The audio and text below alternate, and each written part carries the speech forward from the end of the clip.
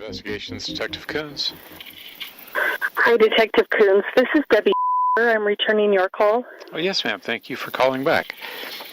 Sure. So, I'm not really sure. Did you provide the Chandler Police Department with a tip on a specific homicide investigation?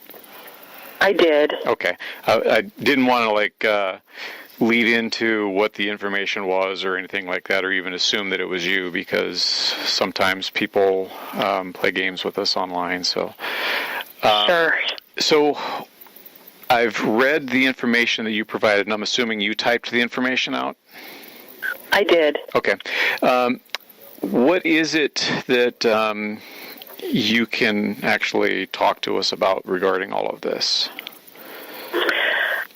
Well, I can only share the conversation. So I was married to Alex many years ago, and our marriage ended within a year, but we stayed in very close contact for several years. And I spoke to Alex last, right after he had served time in jail for the assault on Joseph Ryan. And when he was telling me about it, now Alex, I'm sure you know from your investigation, was a comedian. And he was always joking about things in a funny way or trying to be funny. And he did tell me he was still really, really mad at Joseph Ryan because of things with his sister Lori. Okay. Custody issues. And he had told me that Joseph Ryan had possibly sexually abused the kids, Colby, as well as Tylee. But when I would ask Alex a lot of questions about it and try to dig deeper, then it would turn into, well, we're just trying to get custody. And he would flip-flop around quite a bit on whether or not that abuse had actually taken place, whether they had any proof it had taken place, or if they were just playing games to try to help his sister get custody. Mm-hmm. But in that conversation, he told me that he wanted to bait Joseph Ryan into a fight so that he could kill him. And if I had really at that time thought he was serious, because he said it in a joking way, but it was still creepy and weird. Weird enough that I never spoke to Alex again. That was the last time I ever talked to him. I just thought, okay, jail has not been kind to him. He's off his rocker. I really don't want to have this guy in my life anymore. Oh, okay. So I just never spoke to him again. That was the last time. But he had told me he wanted to bait him into a fight so that he could kill him and claim self-defense. Okay. And how long after how long after Alex had been released from serving his time that you guys had this talk? I think it was probably 2-3 months.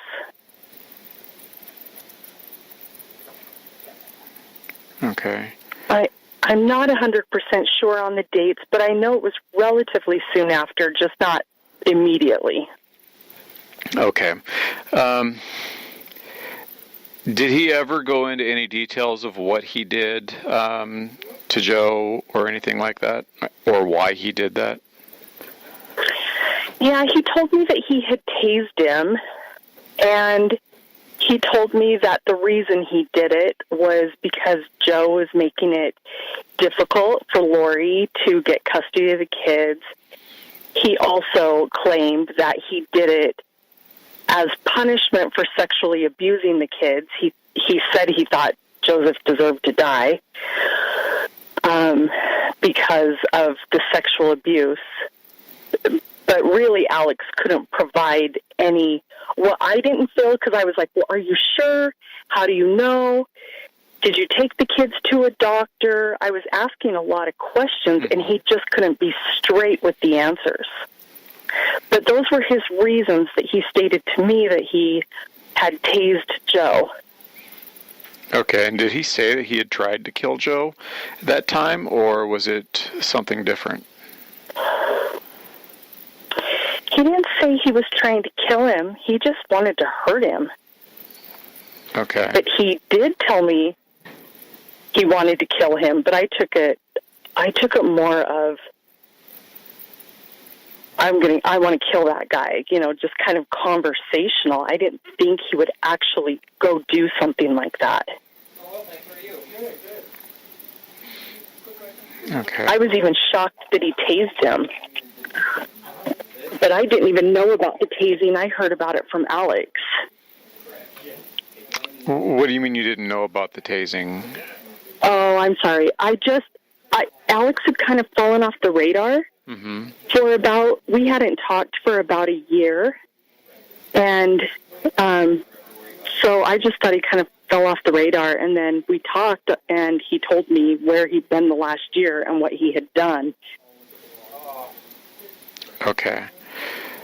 When did you guys get married? We got married in 92. So then you got divorced in 93? Yeah. Yeah, that, I don't know that this helps anything with the investigation, but as soon as I married him, I didn't know his family before we got married. We dated, whirlwind romance, got married, then I got to know the family, and there were so many crazy dynamics in that family and I've gone back since all of this came out and read my journals from that period of time. And there was just a lot of crazy dynamics in that family back then. And it caused a lot of issues right away. And it actually made me scared and nervous. How so? And we thought about, because there was a lot of inappropriate sexual touching and things going on in the family, particularly between him and his sister. So between Alex and Lori? And Lori. Okay. You kind of got me at a loss on this one. What do you consider inappropriate sexual touching? Like, they were simulating sex acts, and which is not normal to me for a brother and a sister. For example, he would pick her up and she'd wrap her legs around his waist, and he would kind of bounce her up and down on himself. Okay. In front of me, and they would moan and simulate sex acts. And I have brothers, and I would never act like that with one of my brothers. Okay. And his mom and dad talked about their sex life in front of us constantly, and it just kind of seemed to be a game for them. Oh, the mom and dad didn't really object to it then, huh? No, not at all. All of this was going on in the family, in front of everybody. They had no shame. Okay. So that obviously was kind of an alarm for you, I'm assuming, during your marriage. Yeah. And did it continue? Was it more than one time that you saw it? Yeah, it was just about every time we were with them. Now, Alex and I only lived together married for about 4 or 5 months. And then I just knew that family was too weird, that I had made a big mistake. And so I got out. Okay. So at the time, were you guys part of LDS? Not really. Okay. I mean, both of us had been baptized, but neither one of us were being active. Okay. And I was only baptized and active for a year of my life anyway. I wasn't really raised LDS. Alrighty.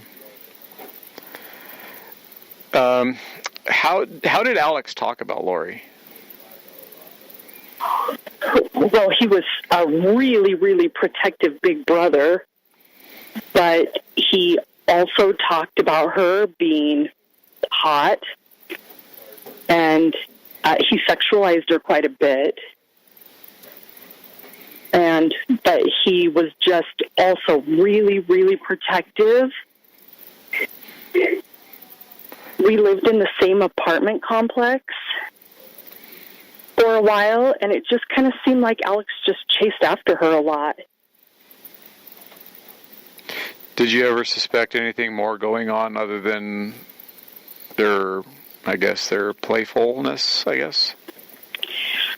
Well, I asked him because he did touch her breasts and things, but they were allowed to do that in their family. So to him, he didn't think it was weird. He thought I was weird for thinking it was weird. And so we talked about that stuff a lot, but I didn't think he was sleeping with her. Okay. I just thought he had the liberty to touch her. Did you ever confront him on that? Yeah, I did. And I confronted him on, what about when we have kids? Would you allow that between our kids? And he just didn't think that there was anything wrong with what was going on. Okay. So we thought about it. So you mentioned that he was a protective big brother. Can you talk to me a little bit more about that? Well, he just, she had been married. She got married really quickly. I think she ran off to Las Vegas, and this was right before I married Alex. I think she ran off to Las Vegas with she married a guy, and then came home, and Alex would just always talk about how he wanted to go kick his ass. Was this Joe or was this somebody else? No, this was someone else. She got married when she was like 18. Oh, okay. And they didn't approve of her choice, and she did run away and elope. And the minute she got back to California, their dad, Barry, made her divorce him. And so Alex was like really, really bothered by that. But if anybody kind of looked at her wrong or treated her how he thought was not right, then he was always talking about how he wanted to kick their ass. Okay, and did you ever see him take steps to that? No. I really thought he was all talk and no action on that.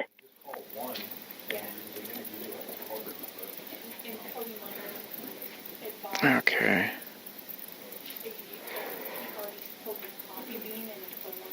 He always just talked really tough back then. How old were they when you guys got married and you saw this behavior? I was 22 and Alex was 24. Okay. And I'm unfamiliar with how much older Alex was than Lori. I'd say 3-4 years. 3 to 4 years. So, okay. Yeah. So she was maybe 20, 21 at the time? Yeah. Yep, okay. That sounds right. Okay. And where was this at? What state? Utah. In Utah? Mm-hmm. Lori and Alex both lived here in Utah. And then we just went to California a lot. And so a lot of the inappropriate behavior that I saw, I didn't see any of that in Utah. All of the inappropriate behavior I saw was in California at their mom and dad's house.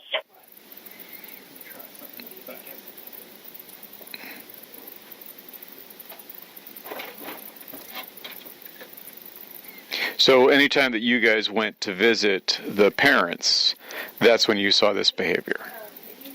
Yeah. Okay.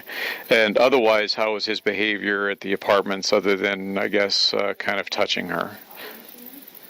At the apartments, I didn't really see them interact too much. It seemed like here in Utah, she had her friends that she ran around with, and Alex and I were always together. And so I didn't see a whole lot of interaction. I just remember a lot of the conversations about him wanting to beat up the guys she was dating. And he was always kind of obsessed with where she was going and what she was doing, but we didn't do a lot with her. Okay, and is that also during that time frame that he would refer to her as being hot, or would that be only when you were visiting the family? No, that was during that time he would talk about how hot she was. Okay, and to your knowledge, are they biological brother and sister? They are, to my knowledge. Okay.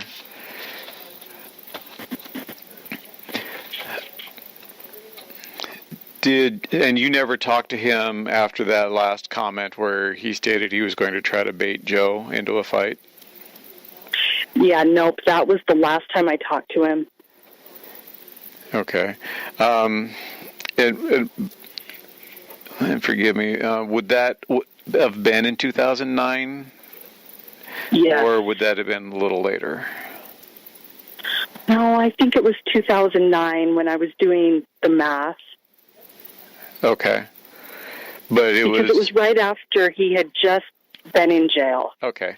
And you said like a couple months maybe after he got out. Yeah, correct. Okay. And at that point, did you ever hear of Alex being violent to anybody other than the event with Joe? No, I hadn't.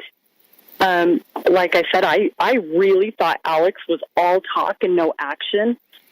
And so I never thought that could happen. Okay. Did Alex ever... I was shocked by the tasing. Well, I can imagine. If you've never seen that type of behavior, I can certainly imagine the shock that could come from that. Did Alex ever talk about religion with you or any ideology that he had? Yeah, he did. While he and I were married, he got excommunicated from the Mormon Church. And then over the course of the years of our communicating after our divorce, I know that he said he got rebaptized, and then he got excommunicated again. And then I just don't think he ever bothered to try to get rebaptized, but he was always really, really convicted in the faith. He had very strong opinions, but where Alex is weak is he was just sexually promiscuous. And so then he just kept getting kicked out of the church because I think he was a sex addict. So what makes you think he was sexually promiscuous? Oh my goodness, because he told me. He would tell me. He couldn't control sex. He would find it wherever he could find it. And is this after you were divorced?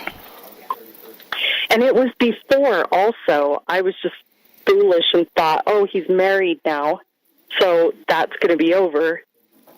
But we were actually living when we first moved in together, we were living in Texas. And he had told me about his struggles with sex addiction before we got married. Mm-hmm. I just didn't really understand what that was at 22. And so I thought, oh, okay, we get married and it's over. But when we were living in Texas, then he came. I had been wanting to move back to Utah because I didn't like living in Texas. And he wanted to stay, but then all of a sudden he came home from work one day and said, okay, we're moving. Pack up the car. Let's go. I didn't ask questions because I was excited to leave. So we packed up the car and we left, but it was really hurried. And we even left some things behind. Well, once we got back to Utah, I found out that actually he had slept with a 15-year-old girl while we were living in Texas. And her dad had found out, and so her dad was going to come find him. Gotcha. So that's why we left. I'm going to take care of this problem on my own type of a deal. Yeah. So Alex, that was why Alex came home and said, okay, we're leaving right now. Okay. And we were already married at that point, but that did play into our divorce. There was just too much promiscuity. Sure. surrounding sex in our marriage early on. So infidelity, then, I'm assuming, was part of the issues? Just with I only know about the 15-year-old girl. Mm-hmm. I only know about that one. And then the other sex issues for us were really the situation with his sister. The situation with his sister just the touching and, the touching and the things that we've already talked about. Okay. It was just so blatant all the time when we were around her. And it was always Lori. He didn't act like that with his other sister, Summer, because Summer was really, really young. So, and he didn't act like that with his older sister, Stacy. He only acted like that with Lori.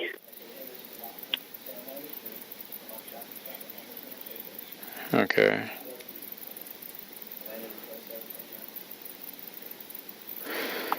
Okay.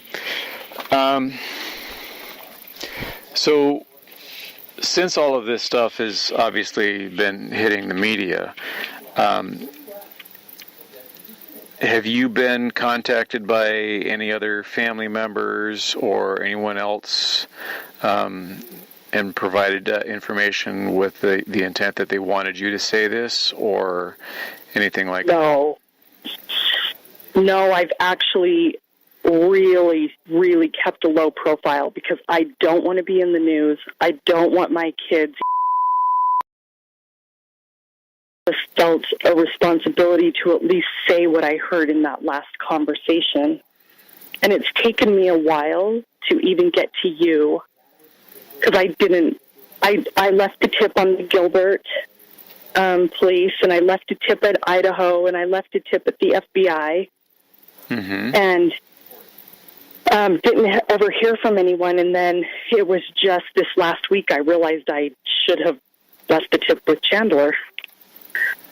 But no, I haven't been contacted. You. No.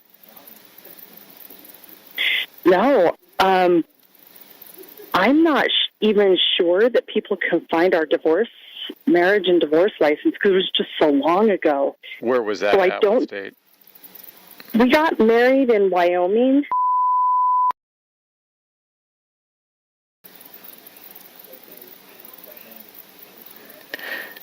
And was it pretty much a know-nothing deal for the divorce? Yeah. Okay. Since there's no kids in common? No. Okay. No. All right. So I'm asking this next question because it's going to get asked one way or the other. So it's not to be judgmental or anything like that. But why come forward now this far down the road from when the investigation started?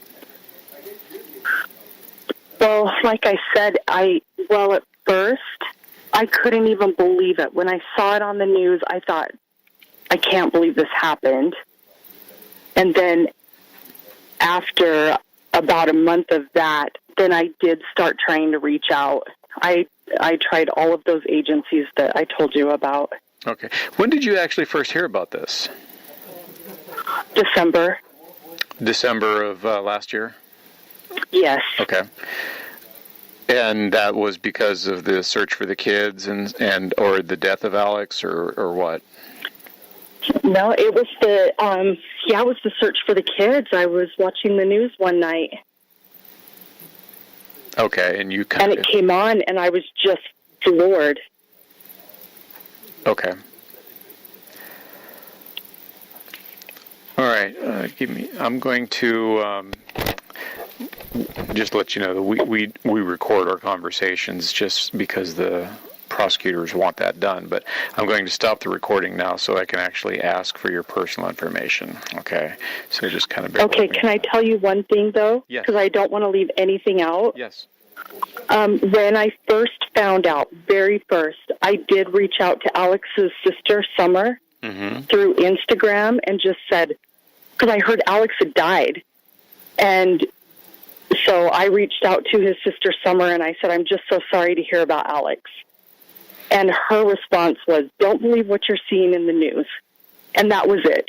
There was no other contact, but I just didn't want you to think that when you asked me if I'd talked to anyone, I talked to Summer, but that was the only exchange, and that's all it was said.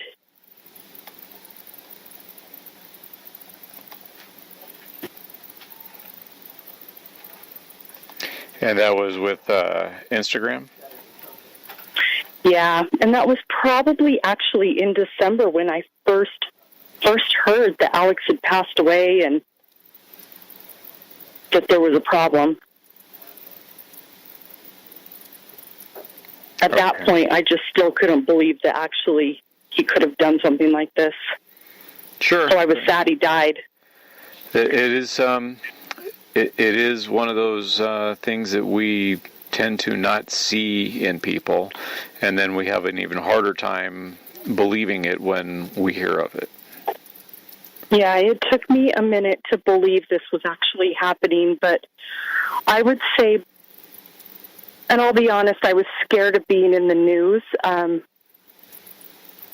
my kids don't. And I thought, well, the police are going to find everything that they need. But I just couldn't get past what Alex had said. And while he may not have done that plan to Joseph, I don't know that he didn't do it to Charles. And I just couldn't live knowing he had said something like that to me and not pass it on. And I appreciate the fact that you are reaching out to us to provide this information to us. So I'm going to ask you, if we have additional questions, is it okay to reach out to you? Of course. Okay.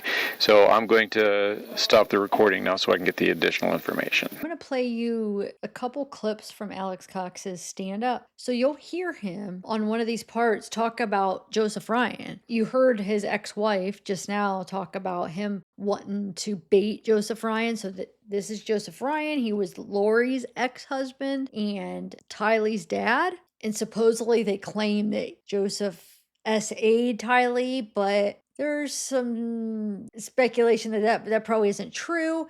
I actually did a video on that. I'll link in the description, and I probably will end up maybe re-uploading a condensed version of it, but going through some of the documents from when they were basically trying to get Tylee to say what happened to her, and then testing Joseph Ryan to see how he scored on some tests to see if he really did that to her, if he really SA'd her, and the conclusion legally was that it never happened. So, but that's what they claimed. So Lori told Alex he did, and told, his whole family did. I mean, we've heard Lori talk about it just even recently in interviews, how Joseph Ryan SA'd Tylee and how Tylee just had a horrible upbringing, and not only with the pancreatitis, like physically, but what Joseph Ryan allegedly did to her, because I'm leaning more towards, I think it's a bunch of crap. If you listen to my video where I go through some of the documents and how they're trying to coerce Tylee into saying it, but Tylee wouldn't say it in therapy, and it seemed like there was something else going on, and it wasn't what they were saying.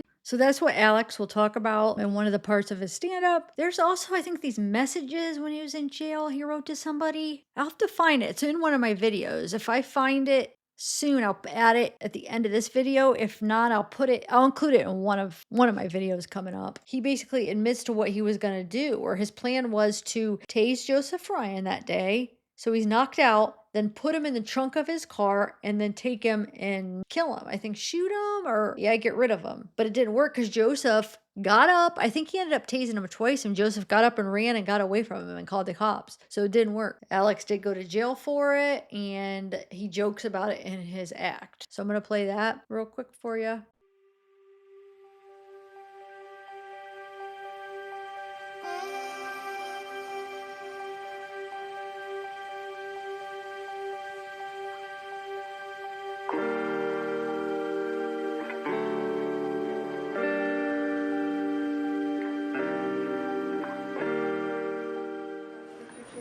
Sangria, how you guys doing?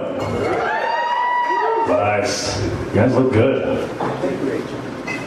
Make me wish I was straight. My name's Alex Cox. When I was in the 8th grade, I actually learned that my real name was also my porn star name.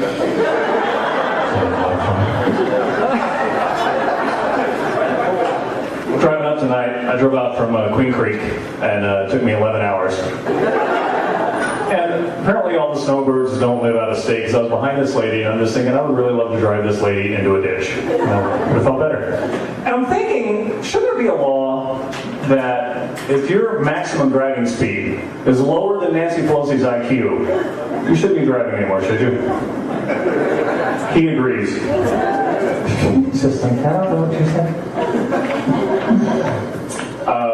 We don't have that for a law. What do we have? Photo fucking radar. Give it up if you hate photo radar. I am with you. I was late for an appointment last month. I went hauling ass down the 60. Yesterday in the mail, they sent me one of those photo albums. And, that shit adds up. I'm lying.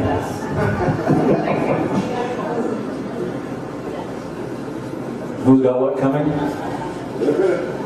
had a picture taken 2 days ago. Did you? Were you topless like I was?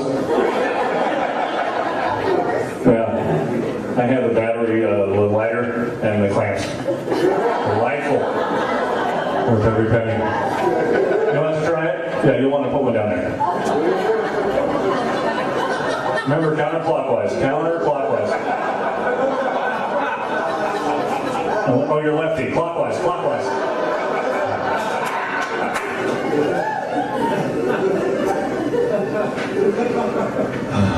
We had to stop for gas on the way up here. Stop at I-17 on Camelback. And is the economy that bad? Some people come and try and sell you shit while you're getting gas. I'm like, no thanks. I'm not looking for a uncovered $20 blowjob, but appreciate it, officer. Thanks. Need that. I was fortunate enough to do a little jail time last year. I'll confess to you guys. You ever had something that you knew was the right thing to do, but it turns out that later on it was a felony? This is a true story. I found out that my ex-brother-in-law was a pedophile, so I took a stun gun and I discharged it right in his nutsack. And I did. And in Texas, that's a felony. I'm thinking, maybe I'll get a handshake or a parade or something. I got probation. So they arrested me here and they held me out here in jail. And I learned something when I was here at Maricopa County Jail. I learned that I was the only white guy in there that did not consider crystal meth one of the 4 major food groups. Remember the last guy here from Superior? Meth capital of the fucking planet. I think they invented it there. Anyway, Superior, not him. She's just... You're mean. Not that mean, I'm a felon. Anyway. So while I was in jail, I also had a religious experience. I found Jesus. I found Jesus Ayala, Jesus Jimenez, and Jesus Garcia. They were all in my cell, and they all shared a bunk. I found out Christmas was wrong. Jesus was not born in Bethlehem. He was born in El Salvador. He was not a carpenter. He was a roofer, a tiler, and a landscaper.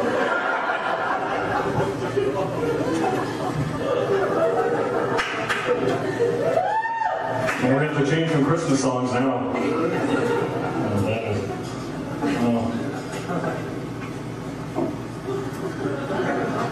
I just got back from performing for the troops. Give it up for the troops if you would. I love those guys. I didn't go to Iraq. I can't leave the state. What do we have? Photo radar. Give it up for photo radar.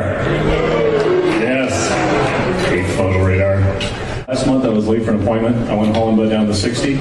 Yesterday in the mail they sent me a photo album.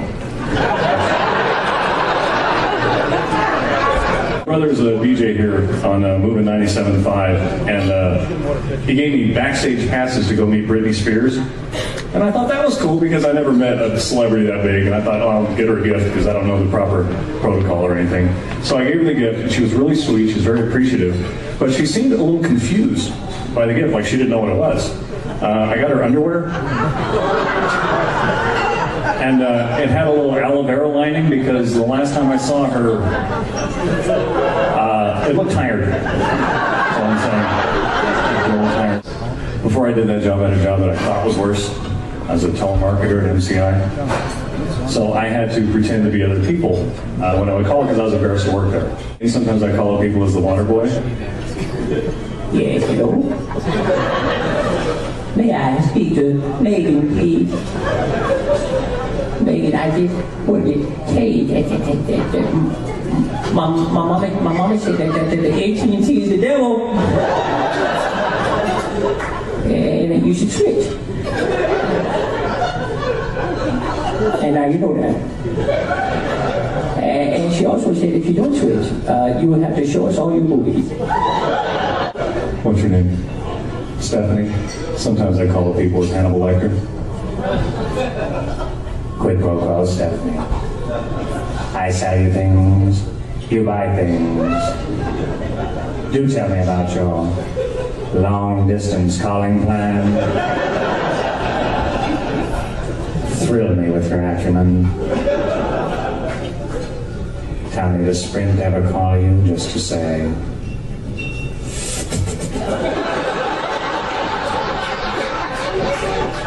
sometimes I call people as Mrs. Doubtfire.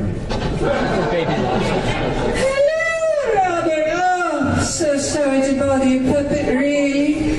I don't mean to disturb you, dear. Just wanted to save you some money, you know? Oh, dear. I see you have both hands below the table, so I won't keep you long, all right? Oh, that's fabulous, dear. That's a strapping young lad, aren't you?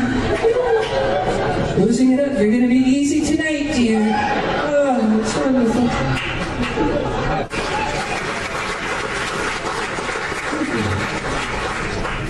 Stupid MCI actually recorded that and played that for me when they fired me. I did some time with Sheriff Joe last year for about a month. I had a religious experience. I found Jesus. I actually found Jesus Ayala, Jesus Jimenez, and Jesus Garcia.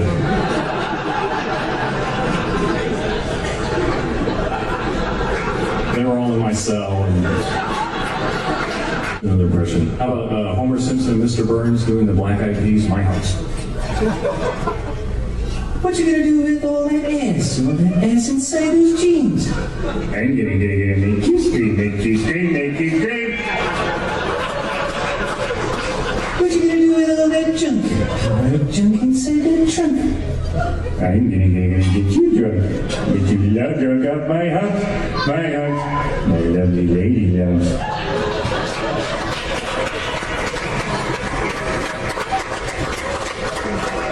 Stephanie, I've got jiggly man boobs. Okay, so I'm going to read Alex's arrest affidavit for that incident that he had with Joseph Ryan. I have good reason to believe, and do believe, that Alexander Lamar Cox, January 18th, 1968, on or about August 5th, 2007, in Austin, Travis County, Texas, did then and there commit the offense of aggravated assault, second-degree felony. My belief of the foregoing statement is based upon information provided to me by Austin Police Department Offense Report Number 2007-217-1206 and witness statements. On August 5th, 2007, victim Joseph Ryan was leaving the Kids Exchange at 8913 Collinfield Drive after a supervised visit with his daughter. He was approached in the parking lot by the accused.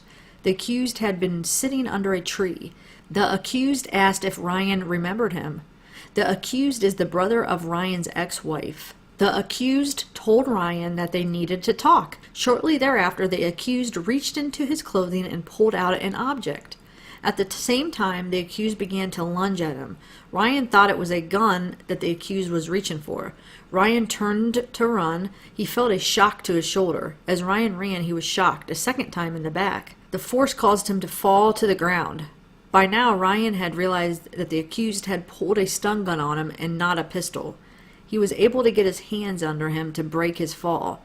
At one point, the accused made a threat to kill Ryan. Ryan was able to get up off the ground and flee. He was chased around the corner of the building by the accused, where they encountered witness Francis Lakea. LaCale actually saw the accused with the stun gun. The accused then stopped his pursuit of Ryan and began to walk away. Ryan was treated at the scene by Austin EMS. He was not transported to the hospital at the time, but he did go to the hospital the next afternoon for chest pains and was admitted overnight for observation. He had neck and wrist pain as well. He was found to have a fracture on his right wrist from the fall. At the time of the assault, Ryan reported that he was in fear for his life. When the accused first reached into his clothing, he thought the accused was going to shoot him. The accused made a threat to kill Ryan. When Ryan was on the ground after being shocked, he felt that the accused would seriously injure him as he was still suffering from the effects of being stunned. Shock. Okay, so that's that.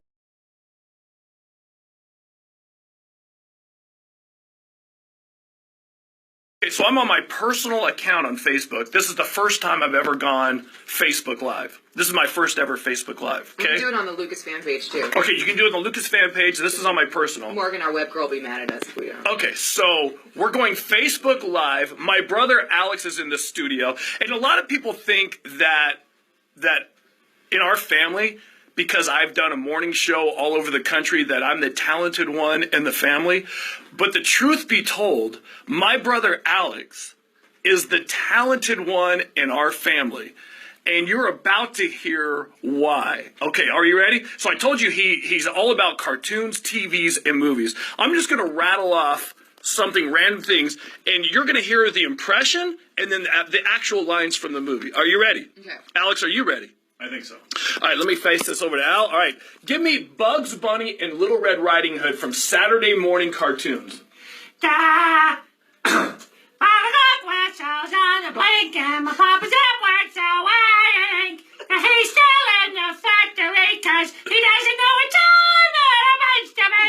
And then... Yeah, what's in the basket, gorgeous? I'm taking this bunny rabbit for my grandma to have, see? It's got a nice pair of stems for a rabbit. Yeah, it's got a cute face too, see? I love it. Okay, now we're going to switch gears. Go from that to Droopy the dog. Listen, watch this. Mr. Dragon, do you know what? I am gonna slay you. Love it. Now, what about Sylvester the cat? Remember the Sylvester cat from Saturday morning? Oh, Father. Oh, the shame of it all. How can I ever show my face again? Now, wait a minute, son. It just cracks me up to watch him do, like, cartoons. A grown man that does all the cartoons. All right, what about Shaggy and Scooby? Like, hey, Scoob Man, was that ghost scary? Yeah, scary. That's great. Okay, what about movies, like cartoon movies, like Aladdin? Give me something from Aladdin, the movie. Calm yourself, Iago. The obviously Gazin was less than worthy. Oh, there's a big surprise. I think I'm gonna have a heart attack and die from that surprise. What are we gonna do? We got a big problem here. Yes. Only one may enter. We must find this one, this diamond in the rough. So he knows, like, all the words, like he knows the lines. It's not that he does these great impressions. He knows the lines for the movie. Dude, I've never seen Beauty and the Beast, but Kareth, you've seen it. That's my favorite. Okay, so Kareth knows Beauty and the Beast. Give us something from Beauty and the Beast. Wow, Gaston, you're the greatest hunter in the whole world. No beast alive stands a chance against you. No girl, for that matter. It's true, LeFou, and I've got my sights set on that one. The inventor's daughter? Yeah, but she's... The most beautiful girl in town, and that makes her the best. And don't I deserve the best? Well, yeah, but... Can you say, stay out of the West Wing? Do you do that one? Oh, sure. There's a stranger here. What are you doing here? Please, I meant no harm. I lost my horse. What the heck are you guys doing? I don't know that movie. All right, last one. So now we're in the movie thing. This is the last thing. So I got 3 movies that I want you to do. First, do Mrs. Doubtfire, because you do a great Mrs. Doubtfire. Ready? Oh, dear, I saw the whole thing. It was run by Fruiting the terrorists. They ran that way, dear. Oh, it's so sad. Now give me Rain Man, Babbitt. What's his name? Raymond Babbitt. Give me Raymond Babbitt. Yeah, 82, 246. 246 toothpicks. Yeah. We're counting cards. Just random. We're counting cards. Just random stuff. All right, last one, Waterboy. I'm counting cards. Give me a good Waterboy. That was definitely your tongue in my mouth. Mom, you should go now, because Mama's going to wake up. Mama for mama said. I love it. So there it is. My first Facebook Live showing, proving that the talent in my family, it's not me. It's my brother, Alex. Go ahead and whisper it. I'm Alex, and I'm going to be Looney Tunes. Elmer Fudd, Daffy Duck, and Bugs Bunny. But I haven't got a Fwickazean Wabbit's license. Don't go anywhere, Daniel Boob. Wabbit season, duck season, wabbit season, duck season, wabbit season, duck season, fire! You're despicable. Sylvester's son. Oh, father, afraid of a mouse. Oh, the shame of it all. It's more than one of my tender years can take. Bugs Bunny and Beaky Buzzard. And what's it you're looking for, Doc? It was don't tell me. It was rabbit. All right, Doc, you got me, but you better let me freshen up a bit first, huh? Da-da-da-dee-da. A buzzard is two-faced, a gonial thing that'll lead you to sing. Da-hoy-da-hoy-da. Porky Pig. I think that's all. Oh my God. Really, really, really, really, really, really need your love. I'm begging you to be kind. I'm begging you to be kind.